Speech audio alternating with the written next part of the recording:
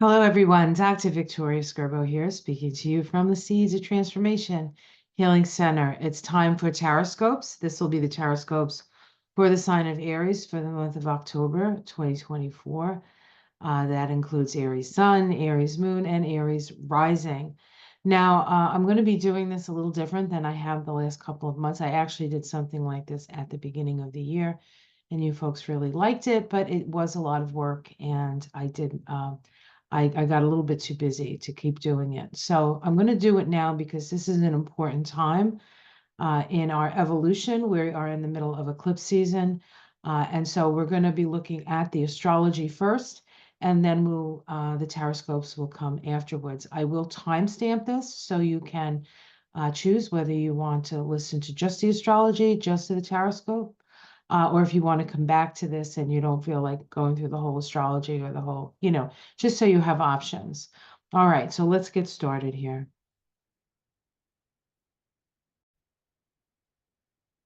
Okay, so we started the month right off the bat with a new moon solar eclipse in the sign of Libra. Last month we had the full moon lunar eclipse in the sign of Pisces, but now on the 2 weeks later we have another eclipse. It is the new moon. This is a south node eclipse. We can see here's the new moon. Excuse me, solar eclipse. It is not a total, it is a partial solar eclipse. And here's the south node, here's the sun, the moon would be there for the new moon. And so while it is an eclipse, it is the south node eclipse, it is more of a time of releasing. And so what would you be releasing? Well, it's a new moon and you're being asked to release something, right? So this can be the start of releasing something, or this can be the start after having released something in that full moon in September. The new moon occurs in your house of relationship, your Libra house. And so this can be a time of renegotiating relationships. This can be a time of starting a relationship on a new foot. Um, it can be starting a new relationship, but because it's a South Node eclipse, that relationship may be with somebody you either know already or have known in a previous lifetime. Okay, so you have that. And then on the other side of this new moon, we have a full moon in your sign of Aries. This is full moons are always times of harvest, and it is the harvest of you, the harvest of you. This full moon is actually conjunct Eris. Eris is in Aries. Eris has been in Aries since 1925, so it's not a new energy for you, Aries, but Eris is revolutionary. And because this full moon is conjuncted, your emotions can be very big this month. That's something that you need to be careful with. Aries. Your ruling planet, Mars, is down here in Cancer. It's in Cancer all month. Um, in your fourth house of family, clan, your home. So there's a lot of energy in your home right now. You get a lot done. I always find Mars in Cancer to be a good energy for cleaning. But it is water and it is emotions and it is big emotions. You do have to watch for water, flooding, things like that. There's a lot of upsetment. Now, Mars is going to be moving into Leo next month. And then in December, Mars turns retrograde. And then by the beginning of next year, it retrogrades back into Cancer. It spends a lot of time in Cancer. This is just the beginning of that. So, but right now it's about forward motion. Okay, so it's less about going over stuff, but more about forward motion. We have two stations this month. Jupiter stations retrograde on the 9th of October at 22 degrees of Gemini. Here it is in your house of your neighbors. This is your local neighborhood energy. It's also your house of siblings. Jupiter is generally a benefic energy, even if it is going backwards. So, but it is also an energy of expansion. So you might find things expanding. Now, it also requires an increase in communication. So this would be a time when perhaps you need to talk to your neighbors or talk to your siblings about, how far you've come, and then sort of going over some information that you've gathered since Jupiter has been in this house. And Jupiter moved in I believe it was the end of May. All right, let's see. We also have Pluto stationing in Capricorn. We know that at the beginning of September, Pluto moved back into Capricorn. We thought we were done with Pluto and Capricorn, but no, we weren't. And it's only in the last degree of Capricorn, and went in on the 1st. It will go out on the 19th of November, but is on the 11th of October that it changes direction and goes direct and starts moving back out of Capricorn. These stations are always powerful, especially the further out the planet is, as Pluto is probably the furthest planet out that we'll be looking at. This can be a very powerful transformation. It is up in your 10th house. Okay. Pluto stationing direct or retrograde usually is expressed in the outer world more than it is necessarily in the inner world. Pluto has been in your house of public, your public persona, the 10th house, your career house, also known as your career house, since 2008. And so this is really the period to the sentence that began in 2008 for you. And it deals with your ability to take responsibility for yourself. And then it will eventually move back into the 11th house, back into Aquarius, where it spends, say, another 19 years. So we don't have to worry about Pluto in the 10th house anytime in this lifetime. Anyway, all right, we have the sun, of course, with that new moon sitting in that 7th house, and then moving into the 8th house on the 22nd, I believe. Yeah, the sun ingresses on the 22nd.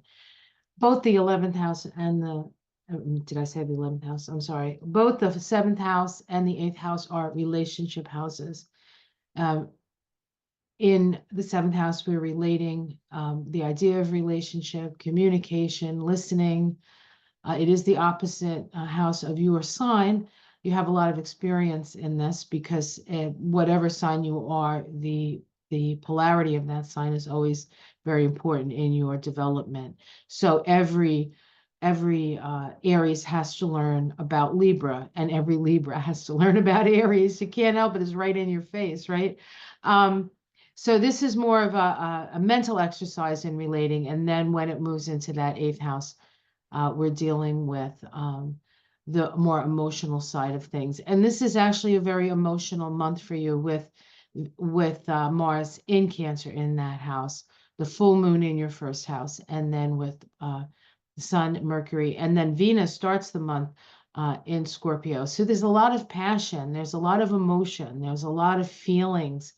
And, sometimes the fallback position for an Aries is anger, but anger is okay if it initiates an action that's helpful and healing.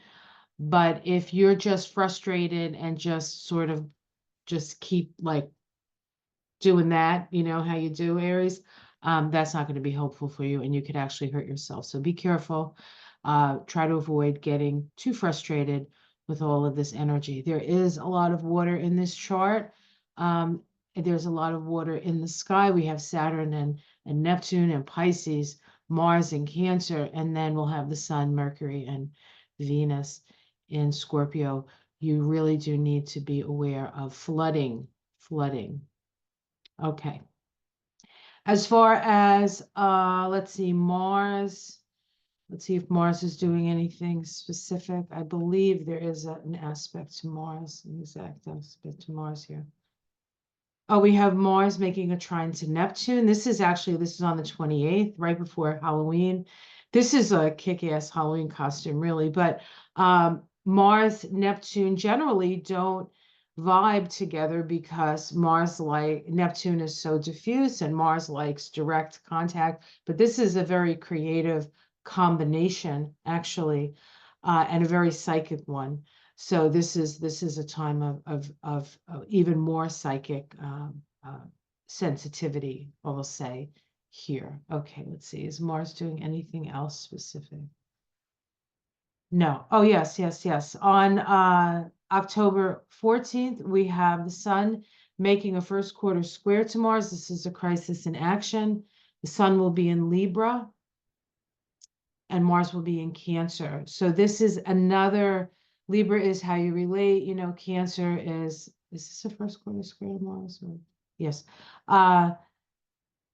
Mars in Cancer, the Sun in Libra, relationship is going to be a highlight this month for you. So just be aware of that and do your best. All right. So that's what I see for your Aries. Hopefully you find this helpful. Let me know if you like the way this is. If I can, I will continue to do these like this. Next thing you'll see is your Taroscope. So I hope you enjoy that. Until next month, have a great month and I'll see you soon. Take care. Namaste.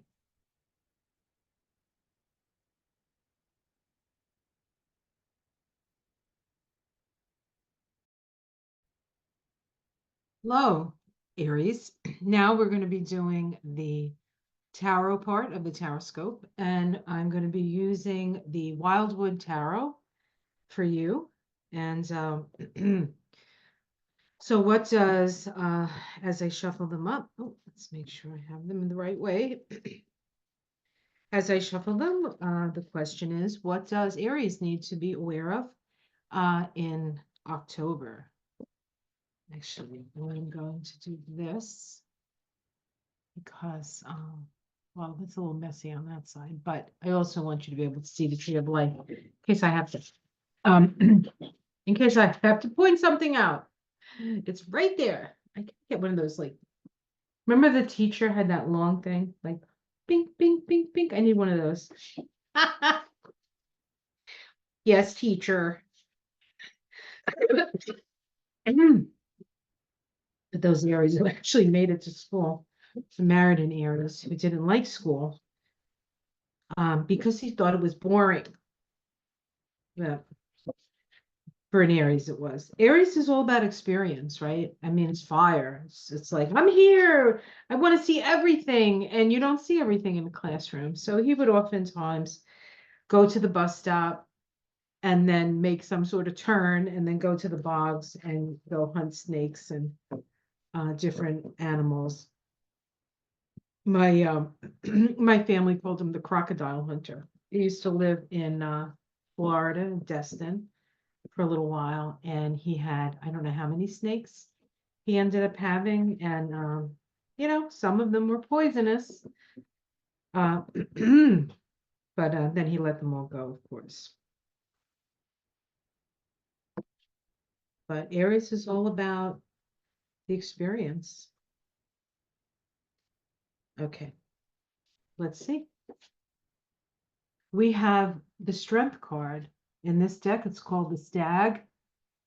It is about as above, so below. We can see the tree of life there and his drum and the battle axe, right?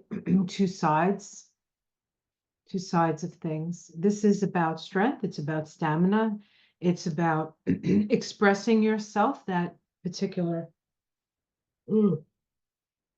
excuse me, allergy season. This is the path of strength right here on the tree of life. Okay. It is connected to the throat chakra. And so this is about finding your voice. So you are not going to be quiet this month, Aries. Let's see what challenges that. The Four of Arrows, rest.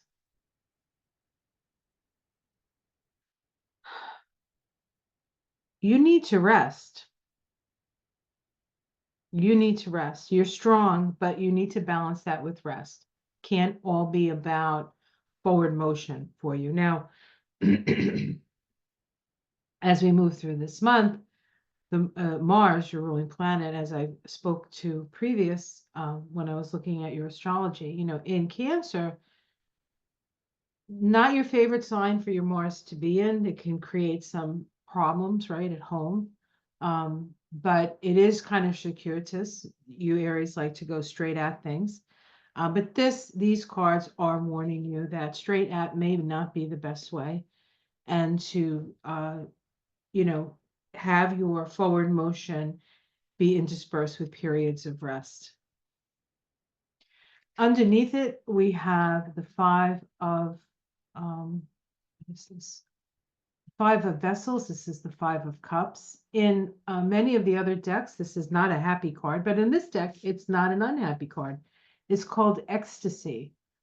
Ecstasy. Five is about movement, movement of feelings. And so if you're having feelings, right, if you're feeling things, and of course with Mars in Cancer, you would be feeling things, the best thing to do is take that and put it into some sort of physical activity, preferably dance if you're so inclined to dance. This is a good time for that because of all of the energy that you're experiencing and we're all experiencing.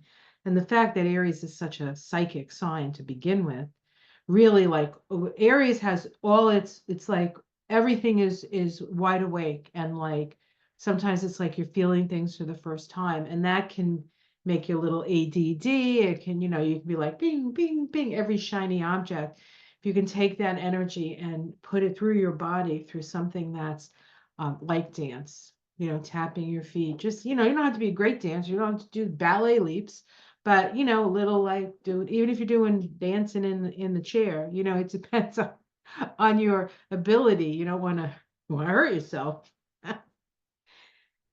In the past, we have the Page of Arrows, the Wren. For those of you who follow me every morning, you have many times heard the Wren screaming her head off. And I call her Miss Wren. Hello, Miss Wren. Anyway, Wren is about the small and the mighty. And then the Page of Arrows is the truth teller.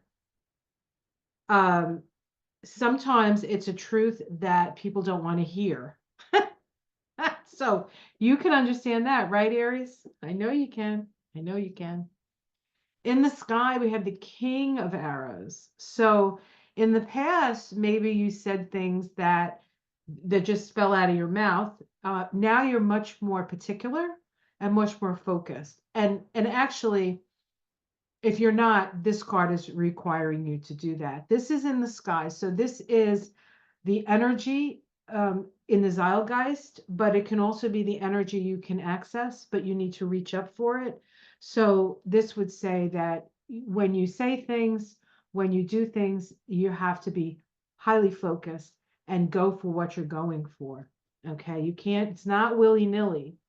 All right, you have to, the focus is important. And I know you guys can hyper focus when it's something that you love or you care about or that you want, right? In the immediate future, we have the Two of Vessels. This is the Two of Cups. It is a love vibration. It's very hot. But it's love brought to a higher spiritual level. So you can do with that what you like. How it's seen from the outside, the Queen of Arrows. A lot of arrows today. Arrows are swords. This is good judgment. And also there's a sense with the swan is that it looks so very graceful. It looks like it's barely doing anything. It's just gliding around. But if you had a camera and you looked under the water, you'd see that those little flipper feet, those little web feet are going a mile a minute. So this is, people see you as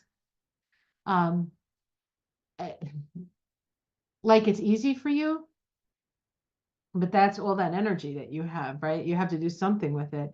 But so you have a way of making it look easy, even when it's not easy, because a lot of the effort is not where people can normally see it. Like you're not like sweating, right? You're just gliding through life. Gotta love the Aries. All right, in your domestic situation, we have the Five of Bows. This is empowerment. In this deck, we can see this is a very virile energy. This is actually, I think, a chalk painting, right? Or a chalk thing on. This is actual thing in England, right? So it is about fertility. It's also about fertility, potency, and the like. And that's actually what this card is about, right?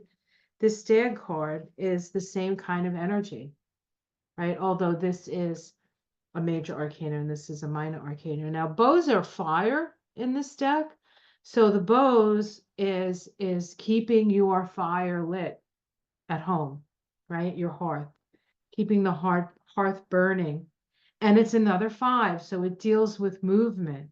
If you're feeling stagnant at home, you need to move some things around, maybe some feng shui or something like that. Um, hopes and fears, the 8 of bows, the hearth fire, speaking of the hearth fire. This is, being with people who have a common goal to you, right? I don't think that's a fear. I think that's a hope. I think you're hoping to find people who will sit around the fire with you, right? Um, outcome, the 8 of stones, skill. So this is about doing what you're good at, but the more that you do it, the better you get at it. It's kind of an apprentice card, but it is this sense of doing things over and over again, until you get them perfect. All right, I'm going to I'll pick up to 3 more cards to see if we can get a major arcana. Temperance, balance. All right, so the temperance card says you need to balance, right? And that's what these 2 cards also are talking about, right? Strength, stamina, and rest. And then this is also a balance card. This is about tempering your actions. This is the path of the mystic. This is a healing card. The snakes going up the tree here is the Kundalini force moving up. And so you might actually have a Kundalini experience. And we can see that there's a theme going on here, right? There's a theme. I'm married to an Aries. Yippee. All right, let's see what's underneath it all. Justice, 11. This is called in this deck, the Woodward. The Woodward. I feel like this is an energy of somebody who has to take action to keep the balance in the forest, so to speak. The Hermit, the Wisdom, shining your light, Aries. Shining your light. And the Journey, which is the Death card in this. Change, transformation. Wow, 3 major arcana underneath it all. So, and you have quite a few major arcanas. Let's see, you have 1, 2, 5 major arcanas out of 10, 11, 13 cards. So what this says is that what you're experiencing may seem not that particularly like, oh, I'm having a moment. This is a time of fate. It doesn't seem that way, but that's what it is, you see? And so just live your life, right? Enjoy yourself, be yourself, do what you do, but you have to temper it. You have to make sure that you don't go overboard with this energy. Okay. Wow, that's a great reading. Okay, so the other thing I'm doing is I'm picking, because this is a really intense period of time, October, the October surprise. I'm doing 2 um, oracle cards. The first one will be the Mystic Sisters Oracle. This is by Emily Balovets, one of my favorite artists. And the other one will be the Tree of Life Oracle. Another beautiful deck with beautiful art and really good information. If you're into the Tree of Life, if you're into the Kabbalah, it's a great, in a way, introduction to the Kabbalah, but it's also a great something to have if you're a serious studier of Kabbalah, because it can evoke stuff for you. All right, let's see.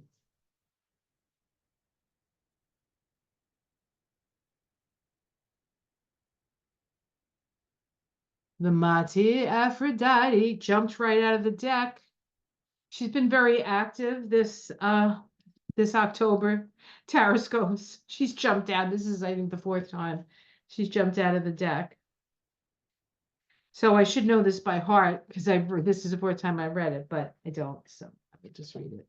And hopefully I do a good job because I've read it 3 times already. Passion, beauty, desire. The goddess Aphrodite bodes well for your direct experience of love, charm, and your eye for beauty. Aphrodite enhances awareness of your personal aesthetic pleasures. She heightens a desire for love, whether it's been you and your partner, or perhaps an increase of love in your heart towards yourself and everything you delight in. To be in the right space to experience the gifts of Aphrodite, it is necessary to be fully present in the moment. And you must believe that you are truly worthy of love. Drawing this card can open your heart, forgive transgressions by yourself and your loved ones, and to position yourself to give and receive love more fully. All right, mighty Aphrodite and the Tree of Life Oracle. Oops. Ugh. I moved where I do these and I have more space, but it doesn't mean it's easier to move around here. Because then I just put more stuff in front of me. At least nothing's falling on the ground like it usually does. All right. Do it this way.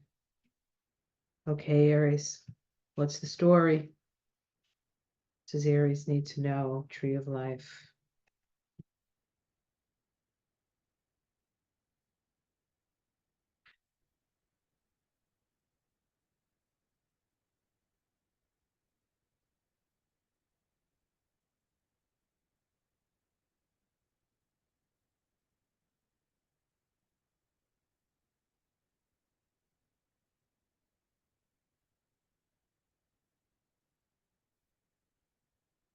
Oh, okay.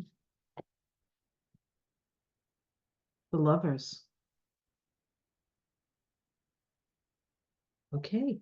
All right. Oh boy. 17th pass. Humor, choices, and intelligence. Okay.